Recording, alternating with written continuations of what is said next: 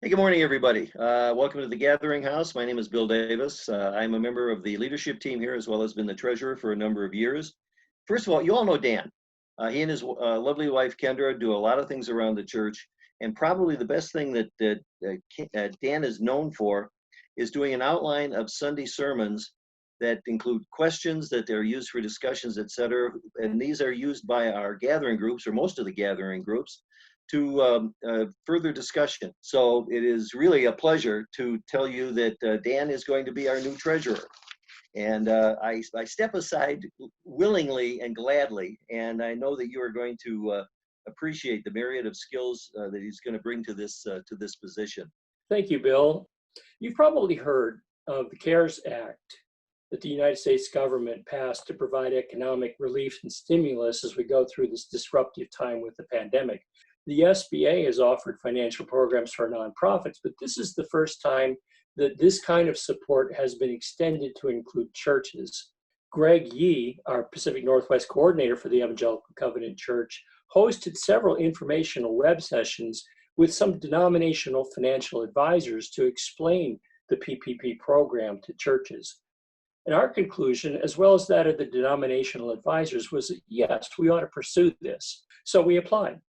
Basically, it works like this. Once you're approved and receive the funds, you have 8 weeks to spend the money. 75% of the total must be used for payroll expenses, and the other 25% you may use for certain other purposes such as rents and utilities.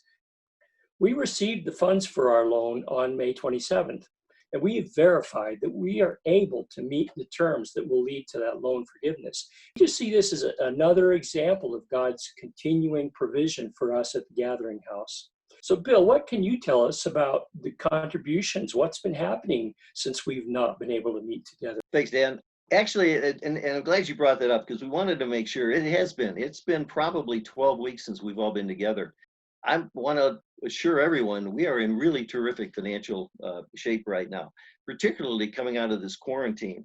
While we don't have the entire P&L for May as yet, because it's just the first couple of days in June, I can tell you that we know of what our total offering through May has been, and that's just a bit over $83,650, or an average of $16,730 per month. Now, if you look at this against what we budgeted, which was $18,500 a month, we have a little bit of a shortfall. In fact, through April, we had lost just about $1,000 a month. But we normally lose money in the first quarter to the first third of the year because the worst month we always have in terms of offering is January, obviously, because everybody's paying off their Christmas bills.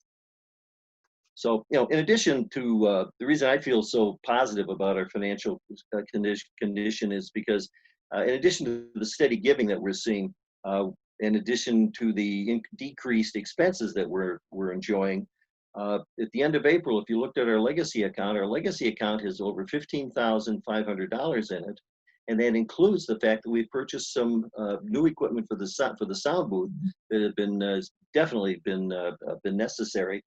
And the Chicago accounts amount to over $93,000. So, without a doubt, it is especially coming out of a pandemic and this quarantine situation that we have been in.